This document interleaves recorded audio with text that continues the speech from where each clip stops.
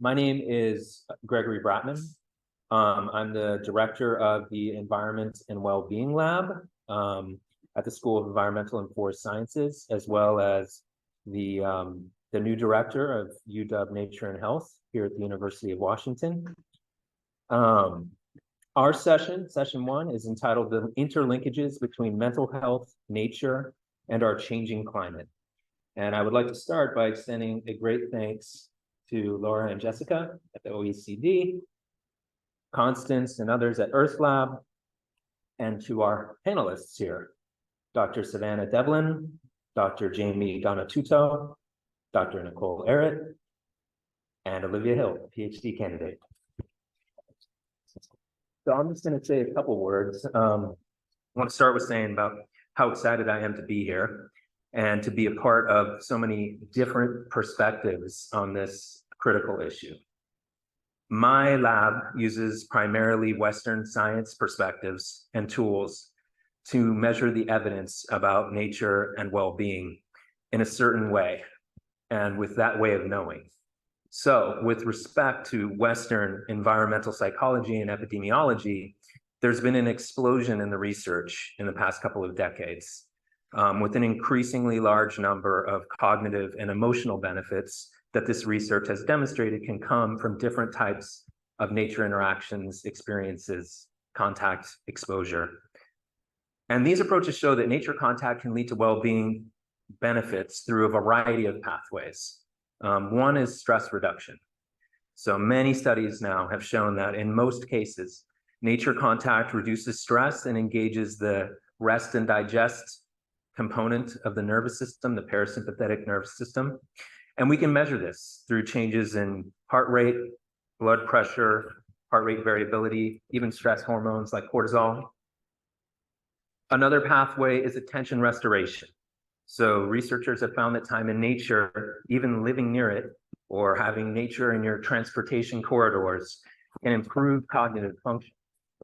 And we can measure this through improved performance on working memory tests after relatively short amounts of time in natural settings. And other work in this line has shown that improved standardized testing scores are significantly associated with nature and school settings in some cases. And there are other pathways as well, including the ways in which natural environments like urban green space provide opportunities for physical activity, also the ways in which neighborhood nature is associated with positive social interaction. So more trees in nature often comes with more social cohesion in a neighborhood. And emerging work is demonstrating the impacts of these environments on our immune systems as well. So in terms of future directions of this approach and this type of research, I think the research is now looking at the next generation of questions, which I frame broadly as how do different kinds of nature impact different people differently and why? So how much do people's preferences and lived experiences impact the benefits they receive? Or how does time in a forest differ from time near the ocean? What are the active ingredients that help to explain these differences in effects and impacts that are observed? In reference to today's focus, how do we use the evidence we already have to inform decisions about green infrastructure, greening schoolyards, and many other development choices in the face of climate change? So how do we consider the benefits of nature in the context of these challenges to health and well-being? And with that, I'm excited to turn things over to our first panelist, Olivia Hill. And every panelist will speak for just about 5 minutes. I'll be asking a couple of questions of them because we want to try to leave a little time at least for audience Q&A. So, Olivia.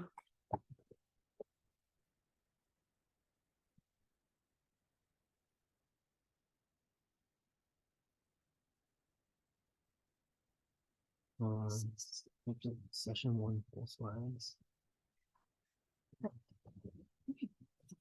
Right. Hi, everyone. My name is Olivia, and I'm a graduate student at the University of Washington and with the Environment and Wellbeing Lab.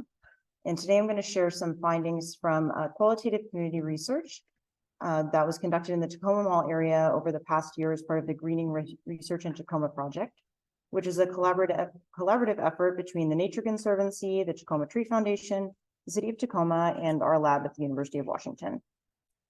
Some aims of the project are to develop better understanding of the socio-environmental benefits of greening efforts in the Tacoma Mall area, as well as takeaways that could inform future greening efforts in the mall area and beyond. And just to give some background on the mall area, it's located in the southern part of Tacoma, and it's been designated as a regional growth center. It's considered a low opportunity index area, home to a diverse population, and it suffers from higher rates of conditions like asthma and has lower life expectancy than other parts of Tacoma. It also has a low tree canopy and a high proportion of impervious surface cover, and because of that, it's vulnerable to experiencing urban heat islands. So today I'm going to be talking a bit about community responses to heat in the area and well-being and how those things all kind of intersect. So as part of this research, Sure. Yeah, it's here. But it's not, it's moving on the screen. I can just, I'll just click.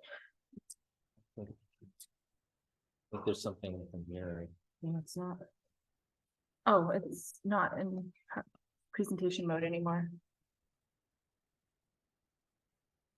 You want to Oh, the other? it's frozen. The computer's frozen. That would, there it is. there we go. There we There go. we go. Oh, okay. It's just thinking really hard. Thank you. So as part of this research, community members were asked a series of questions about their experience with and perceptions about heat in the Tacoma Mall area. In general, community members feel that it gets hot in the neighborhood, and some have noticed that it is getting hotter or that summers are hotter. Community members also discussed being affected by heat in a variety of ways. Some discussed cognitive or psychological effects, including lowered mental function, for instance, heat making it harder to think, or lack of motivation and feeling like they are on edge. Others noted physical effects, such as heat making them feel unwell or like they can't do things or can't do as much. They also discussed disliking heat or being sensitive to heat, spending more time indoors or being less likely to spend time outdoors due to the heat, and feeling uncomfortable inside of their homes. When asked about actions taken to alleviate the effects of heat, half of community participants noted that they had purchased or were planning to purchase an air conditioning unit or a portable AC unit for their residents. Some other common actions included closing curtains or blinds, using wet or frozen towels or ice packs, and leaving the neighborhood. A few noted that they had to leave the neighborhood out of concern for pets or children when it got really hot. A couple of community members also mentioned purchasing cooling or heat removing appliances apart from air conditioning, such as cooling fans or heat pumps. When asked about the benefits of having trees in urban areas, community members cited temperature regulation, including cooling, shade, and heat island mitigation most frequently, followed by benefits for well-being and mental health and aesthetic benefits. Community members also spoke more generally about relationships between heat and trees, greenery, and green spaces, as well as between heat and hardscape or impervious surface cover, such as asphalt or concrete. For example, community members discussed how low tree coverage in the mall area leads to a lack of respite on hot days, how green spaces tend to remain cool on days above 90 degrees, and how hardscape areas feel hotter and can contribute to it getting too hot in the area. One community member made a direct comparison between the experience of temperature when surrounded by trees and greenery versus hardscape, noting that more asphalt equals hotter, and that they noticed a difference in comfort level when standing in grass or near a tree versus in an asphalt parking lot. Community members also discussed various obstacles to planting and or maintaining trees in the mall area, and highlighted challenges, limitations, or other factors that affect their ability to access green spaces or their experience in green spaces. So this on this slide, I'll flip between two figures. This first figure shows commonly discussed obstacles to planting and maintaining trees in the area, including a lack of accessibility of knowledge, information, or education about trees, existing infrastructure, time or physical ability, and tree-related maintenance. And as for factors affecting green space access, community members discussed the presence of houseless individuals, walkability and or bikeability in the neighborhood, and concerns about safety. And for some community members, perceptions about safety were related to the presence of houseless individuals in green spaces. So while community members recognize the relationship between heat and trees, greenery, and green spaces, as well as the temperature regulation benefits provided by trees, their ability to access and benefit from these things may be limited to a variety of factors at play in the area.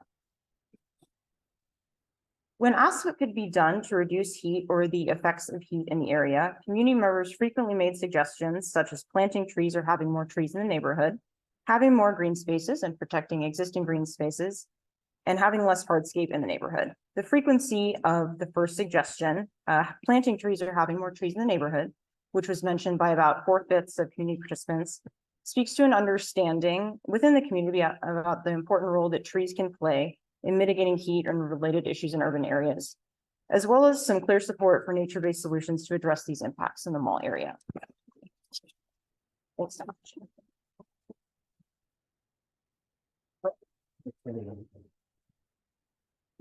Great, thanks, Olivia.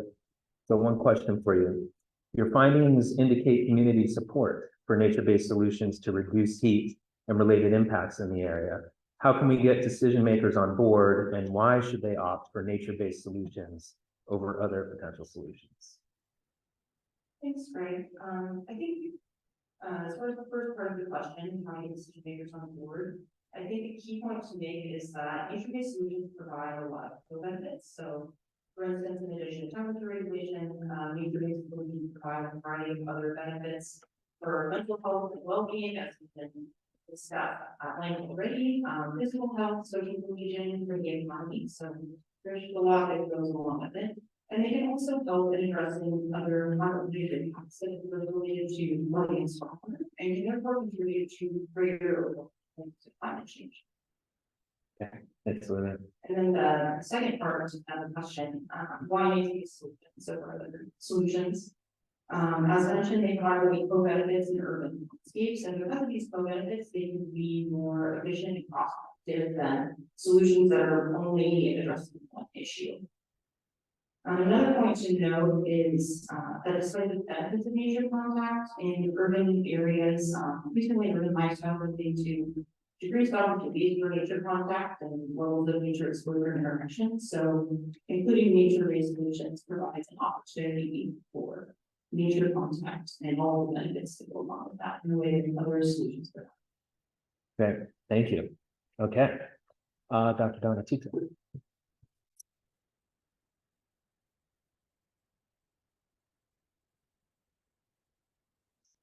Good morning, everyone. Thanks for putting my slide up. I have a question for everyone. How's everyone feeling today? Thumbs up, thumbs in the middle, thumbs down. Not bad. Okay. Thanks for answering my question. One other question. How many of you know everyone at your table? Raise your hand if you know everyone at your table. Thumbs down. Okay, that's amazing to me. I just want you to spend 1 minute of this 5-minute talk actually introducing yourself to everyone else at the table, because it's really important. So please just say your name around the table.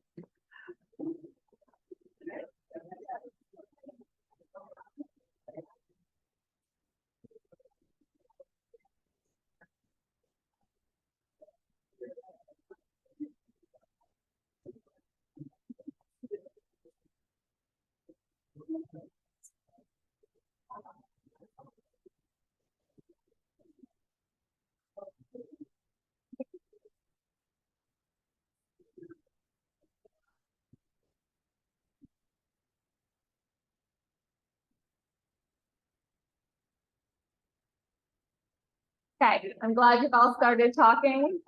I hope that you continue to have these talks during the coffee breaks and afterwards. But I find it really interesting that we can all sit at a table and not introduce each other anymore. Some of you have seen this slide before, and bear with me if you have. This is not new work.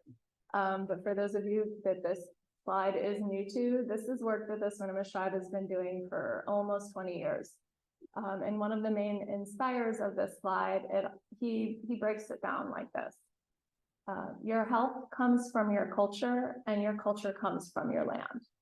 And I can't stress that enough. And if that's the one takeaway that you get from this slide, I hope that you see that there's a piece in there that hasn't been mentioned a lot, but I'm going to say it over and over again, which is that the health comes from your culture, and your culture comes from your land. And you need to have that those connections to the more than humans that are also beings on the land, the water, the air. And this is what I've been taught in the last 23 years that I have worked for the tribe. And so what you see up here are what we call the Indigenous health indicators. They're specific to Swinomish. Each Indigenous community has their own set. They may look very different than this. They may look slightly similar. We've worked with many Indigenous communities over many years to create their own. But I think the most important part here is that it's all connected, which we all realize, probably preaching to the choir at this point. But I think that it's important to understand that it's not just about physical health and mental health or quote unquote social determinants of health, but it's all of the pieces and how they fit together within your own culture and worldview. So again, this is Swinomish's.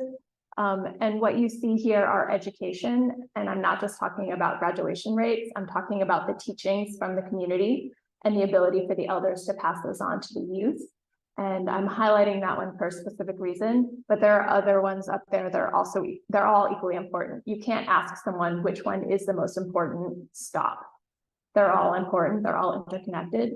What we did do with a climate change piece was say, we know they're all being impacted. When we talk about sea level rise and storm surge, tell us which ones we should focus on first. Knowing that we have limited time and resources, what would you like us to focus on first?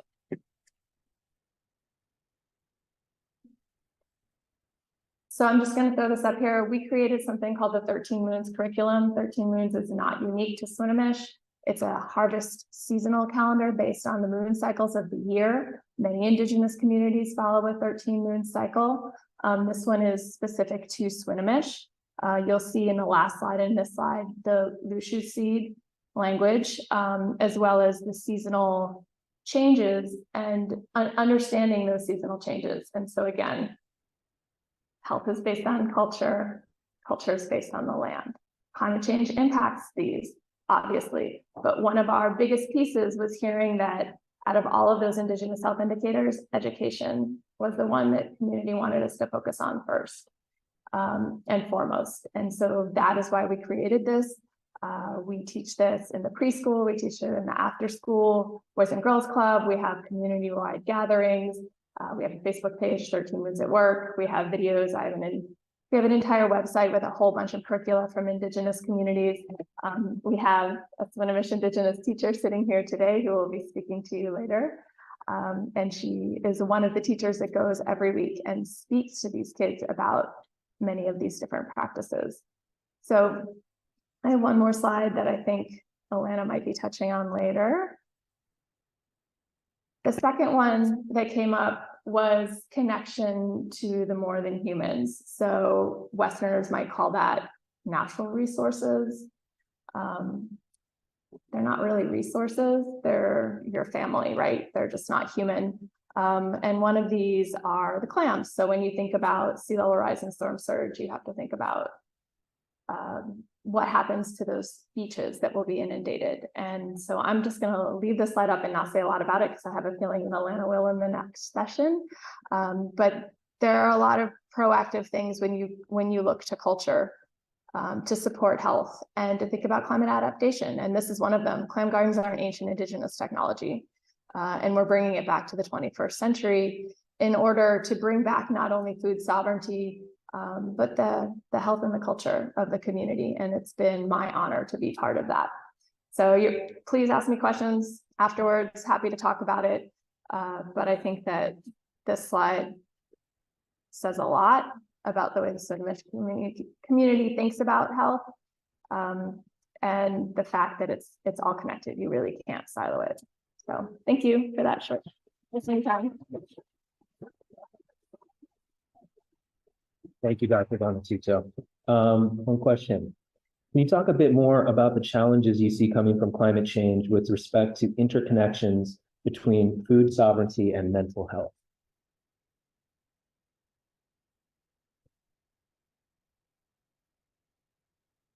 Thank you for the question. I think specifically in the communities where I work, food sovereignty isn't about just food security, but it is it's a cultural base, it's a cultural connection that's passed down through generations since time immemorial. And when there have been so many impacts, not just climate change, but forced assimilation aside, we negative. Climate change is just another one of those many thousands of cuts. And it has huge impacts when it's pulling apart culture, but I think that Indigenous communities have been here since time immemorial and they will continue to be here. And they're really good at change. So climate adaptation, thinking about supporting food sovereignty is one of the best ways I think to support Indigenous communities, but also have positive ramifications for all of us. Thank you. And then one question for you both. There's a need to build understanding on how climate change will impact some communities disproportionately. How do we ensure the needed research is being done and actions are being taken to identify unique threats? And it's for both of you, whoever wants to. Okay. I think if I learned anything from my work on the Errett project, it's just how important it is to give communities the opportunity to share their perceptions, feedback about their experiences, and also considering kind of their knowledge about preferences when designing and implementing projects and programs. And that could include, climate resilience projects, things like that. I think the work also highlighted the importance of understanding all these contextual factors that can pose barriers for residents or give community support for initiatives that might be relevant. So, something that came up was a lack of knowledge or information or education about certain topics or initiatives, including trees and tree planting projects, can pose barriers. So it's important to make efforts to spread awareness and do that in an accessible way. It's also important to just consider demographic factors. That includes socioeconomic status, racial or ethnic background, education, that could affect resident priorities and kind of capacity to engage in different things. Community context is really important in communities that will be disproportionately impacted by climate change, because research or actions that aren't focused in the right areas or don't take community experiences and needs into account, they can not only be unsuccessful in building knowledge or mitigating impacts, but they can also put an undue burden on residents, cause additional burden on these communities. One example from the work that came up is, planting trees in the right of way. If the city does that, but doesn't take responsibility for long-term care of the trees, and doesn't provide education to residents about tree care and maintenance, that can put an undue burden on residents. That can lead to all sorts of hazards, could lead to tree death, and so you don't get the benefits from trees. So that's just one example that came up in this community. So I think to put it all more succinctly, those that are facing or will face disproportionate impacts related to climate change, they should have an opportunity to play a key role in determining research needs and priority actions in our communities. And approaches should also be tailored to meet communities where they're at, including their knowledge and their needs and how they're understanding things, as well as the context-specific challenges that they're facing.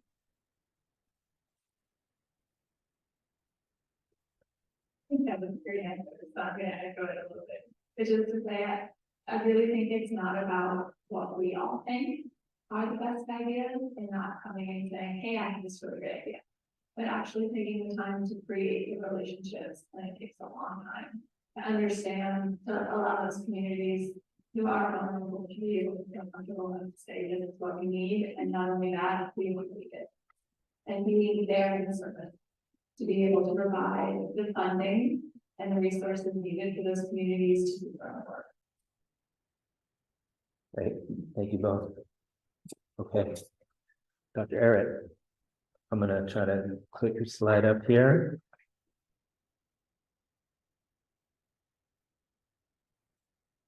Nice to meet Greg in person. I've been working with Greg for like years now, but it's been a pandemic, and so nice to see you.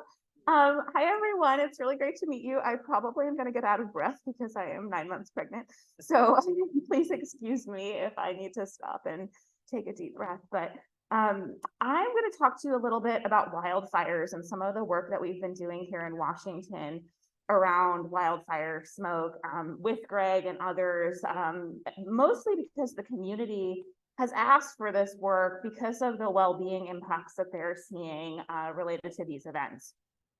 So just to bring you back, this is actually 2017 when I got involved with this work, and this is the state of Washington in September. And you can see the smoke shrouding the entire state. And so we've been seeing this over and over again, year after year. And it is devastating to communities. And we see it here in Seattle, but this is a picture that my colleague, Dr. Elizabeth Walker, took in the Methow Valley in Eastern Washington. This is at 3 p.m. And when she presents this slide, she asks, can you spot the sun? And since I only have 5 minutes, I'll tell you it's up in the upper left-hand corner. But this was after 30 days and 30 nights of smoke that shrouded the valley. This is an ecosystem service dependent community that relies on tourism, outdoor recreation, and agriculture, amongst other things that keep people outside. And you can't go outside in this and stay healthy, either physically, mentally, spiritually, culturally. It's not a good place to be. And so in 2018, several of us here at the University of Washington brought together over 70 academics, public health practitioners, air quality specialists, community-based organizations from across the state. And we said, what do we need to know about wildfire smoke and health? This is an emerging issue for us. It might not be an emerging issue everywhere, but it was an emerging issue for us. And we know that information is power. What do we need to learn together so that we can advocate, so that we can mitigate, and we can adapt? And so we came up with a number of different research priorities through some small group discussions, everything from exposure science to things about legal and policy issues and risk communication. But we had this kind of big, broad umbrella about health. And in talking to the community and doing some formative work, what we heard was that they wanted to focus on mental health. It wasn't just the people that were showing up to the clinic with respiratory issues. It wasn't even the people that were showing up to get mental health care. It was folks that just were feeling unwell, like was just spoken about, like people who just, everyone was down. And when a whole community is down, you've got a problem, right? So they wanted us to explore that in a little bit more depth. So we had a master's student, Anna Humphreys, do her thesis out in the Methow Valley, and she talked to providers, so health and social service providers, everyone from the yoga teachers in the community to folks that were providing formal mental health and health care. And she did focus groups with community members themselves. And she found that people were reporting that they were experiencing everything from heightened anxiety, clinical depression, to things just like feeling like they weren't motivated to do anything. And the other thing that was important that has been spoken about here is that these impacts were not described as being equitably distributed. People who could clean their indoor air, people who could leave the valley when it was smoky, did not experience these impacts equally to those that had fewer resources, or those that had to work and stay there. So we've done a lot of work to translate this information into the community. This is a pamphlet that she developed that went out into the community to share back her findings and provide some actionable strategies and solutions. And one of my claim to fame that I like to tell my undergrads is that the School of Public Health then created this Instagram story, which at the time was the most viewed Instagram story that the School of Public Health has ever produced based off of this research. So I don't actually know how to use Instagram, but I am pretty cool on Instagram apparently. This work is all up there. It was reshared during the East Coast smoke events that were happening, and it provides that same information that was customized to that community in that pamphlet in a more generalized and accessible way for folks to use and access. So here's just a picture of this. And then, so it's not just the smoke that's causing these issues, it's the fires themselves. So these pictures I actually took out in Paradise, which many of you may be familiar with, is the site of the deadliest wildfire in California history. And it's in Northern California.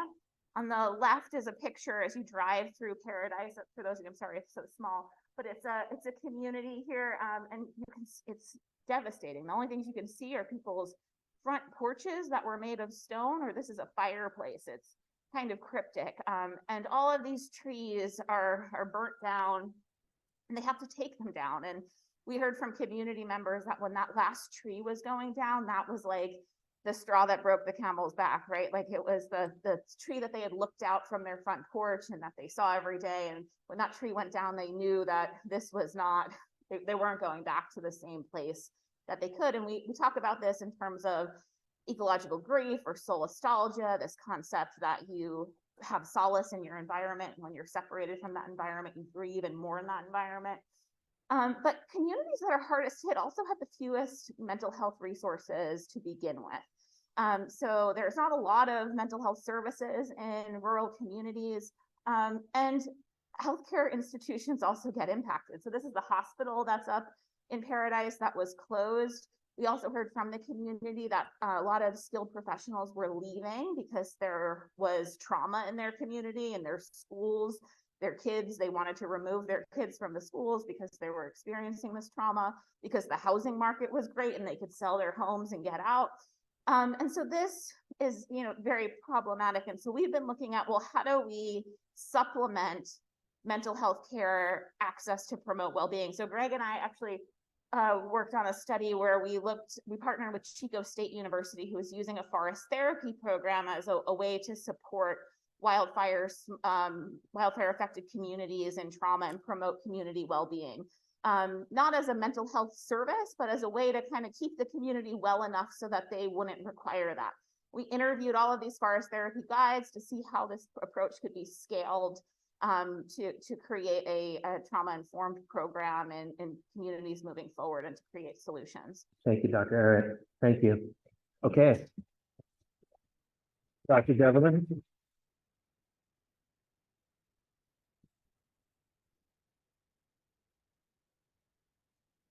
Other way. All right, thanks so much for having me, everyone. I'm going to continue on Nicole's theme of wildfires, as you can see up here. This is actually a picture of Seattle that day. I don't know if you'll remember in 2020 when the skies turned orange. So you can see in the background there, part of the Seattle interstate. And my work has kind of spanned wildfire preparedness and smoke preparedness. And today I'm going to talk to you about a group of individuals that came together to talk about how we need to prepare communities and how we need to think about research when it comes to smoke and wildfire preparedness.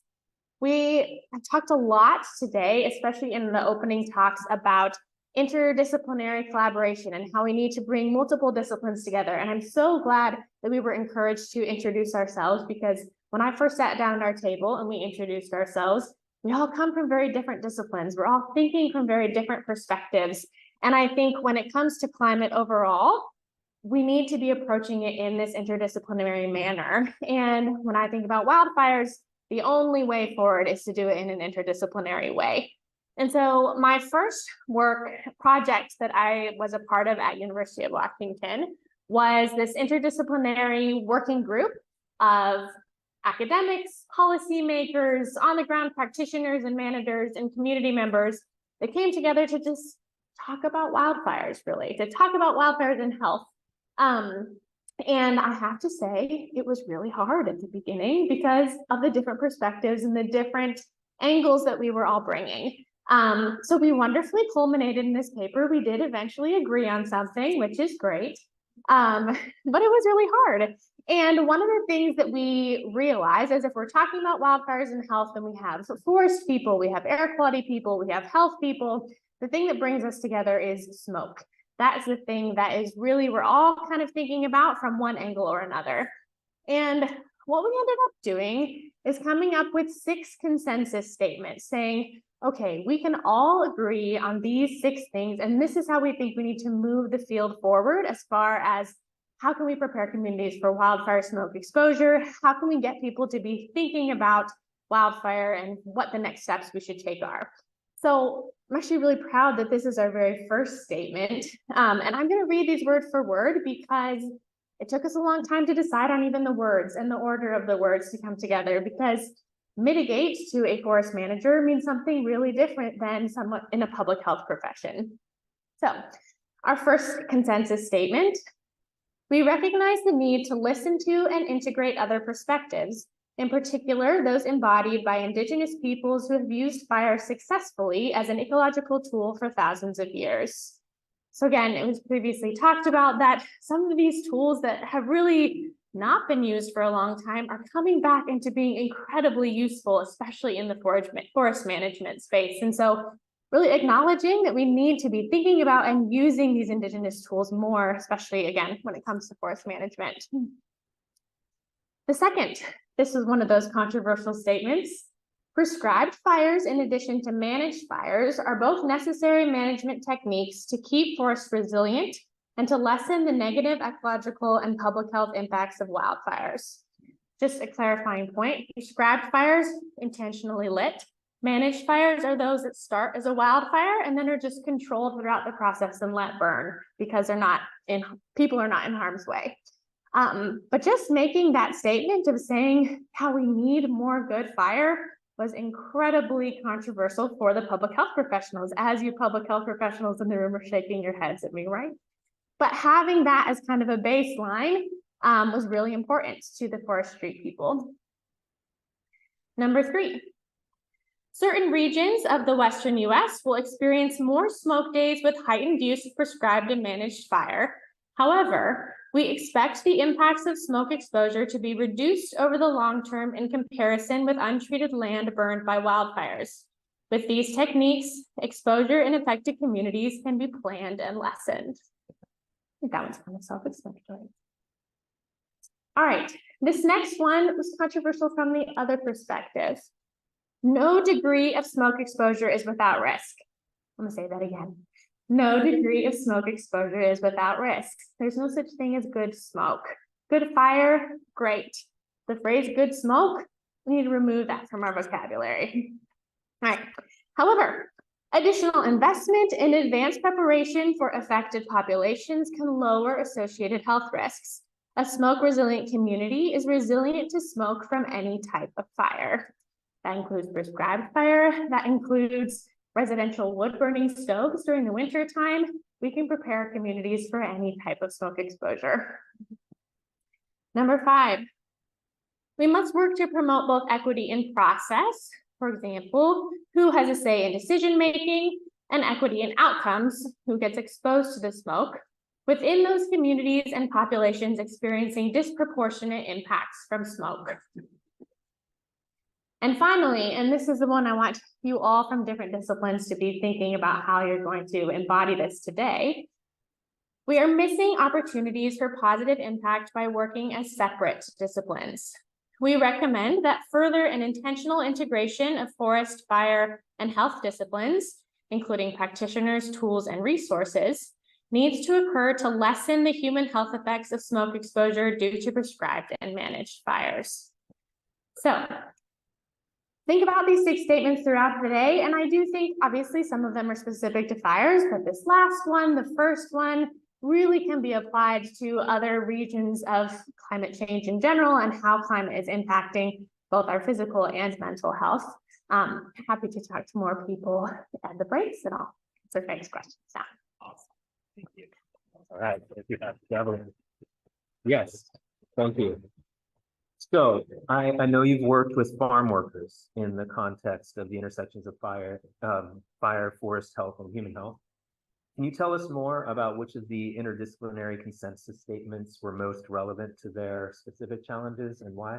Yeah, absolutely. So really consensus statement 5, which talks about equity for disproportionately impacted populations, is the one that we used a lot when thinking about farm workers. Part of my farm worker team is sitting in the back, which is fun. We did a project to really understand how farm workers, and in particular farm worker families, are impacted by smoke exposure and fire season. And what we found is that preparedness is really at an all-time low for these communities. That communication in particular is just lacking. It's not language appropriate, it's not culturally appropriate. And when you talk to farm workers about if they feel prepared for smoke exposure during fire season, answer is pretty simply no. One of the biggest things we found is in North Central Washington, where this project was done, is majority of farmers are Spanish speaking. And the majority of communications go out about air quality and even fire evacuation notices are in English. The evacuation notices that officially go out from counties are only in English. So if that comes to your phone and you are not an English speaker, you may not know if you need to evacuate or not. So those types of seemingly very simple things that we could change to make it even just slightly more equitable for certain communities is something that seems like a good first step to work on. And then, like I mentioned, other language barriers around health communication. So a lot of the farmer families we talked to, when we listed what the health impacts of smoke exposure were, would say, oh yeah, my kids feel that, my kids feel that. They didn't realize that that was from overexposure to smoke. And so really kind of growing that understanding of what the health impacts are, and then here are the steps you can take to actually reduce your exposure or improve your health during smoke season is something that is being communicated broadly to a lot of populations, but not to those who maybe need it most, like people who are working outdoors and really don't have an option to work otherwise during the smoky season. We say a lot more about that in the call. So there. Great, thank you. And now a question for both of you, Dr. Errett and Dr. Devlin. How do you both suggest decision makers can promote well-being in general in the face of more extreme and long-term wildfire events? Sure. I think the biggest thing is preparedness, and Nicole and I both talked a little bit about this, that preparedness for wildfire season needs to be happening year-round. It's something that I learned from the district similar project to a farmer project, was that often residents who spend those 30 days and 30 nights in the smoky region don't really want to think about smoke once fire season is over. And that really contributes to their well-being, actually, that once the skies are clear, having to think about the next season is a lot. And so figuring out how we can productively, but also gently encourage people to make sure that their homes are prepared, that they have masks available, that they have the kind of the steps that you might need to take in the event of a wildfire that comes late in the season, or a prescribed burn that is close to your home. Figuring out what those preparedness steps that could be worked into policy, that could be worked into city and community management, I think are essential. We have time. Yeah, we have about 10 minutes. Is that what you said? Okay, great. So we have about 10 minutes for any audience questions, since I've been monopolizing the questions.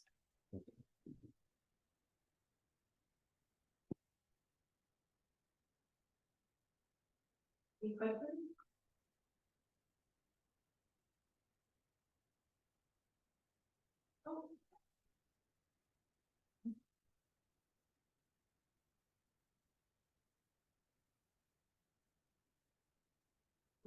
This is for I just wondered more about how to get the research you've done into Washington State Legislature, so our members can be for their own health, but so that we also have food as well, right?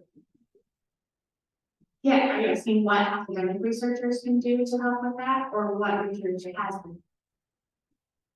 I'm wondering how you get from research to actual applications. The Washington State Legislature recently passed some laws for farm workers. So what's the next step in bringing what you're finding to that, so that things do go out in Spanish language?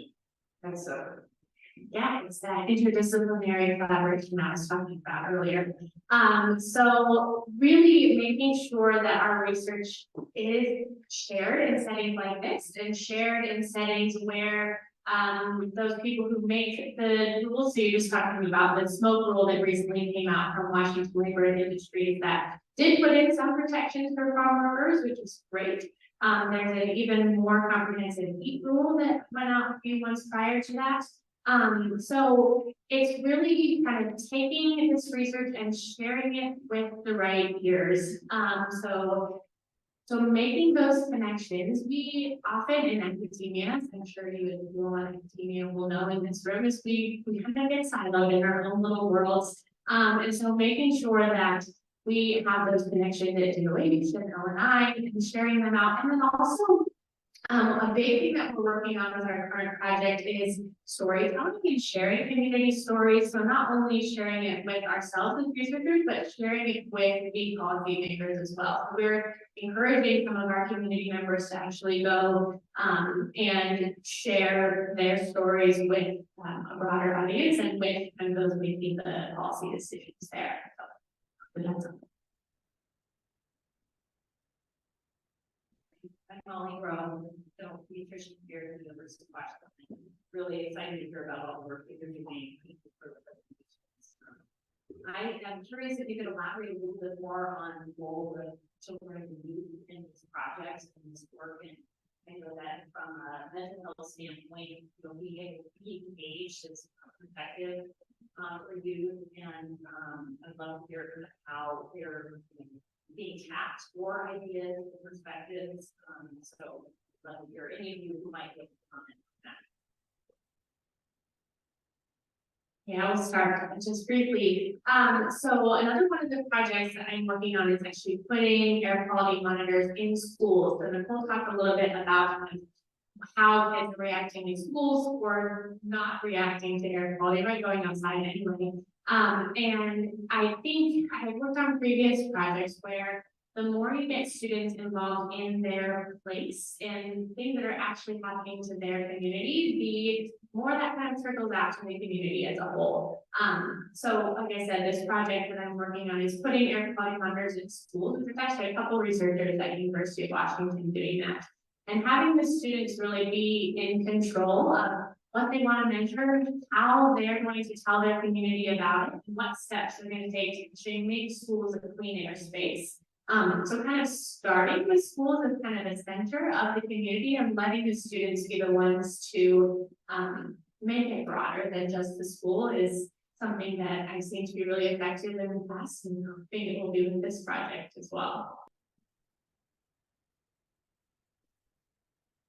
I did talk about the 13-month curriculum and that we work with people of all ages, but over the 20 years I've really seen this change where the youth that are now growing up and coming into positions of power are really leading this movement. And so I think that really reconnecting the elders with the youth to be able to share the knowledge and reconnect with them and their ancestors has had such a strong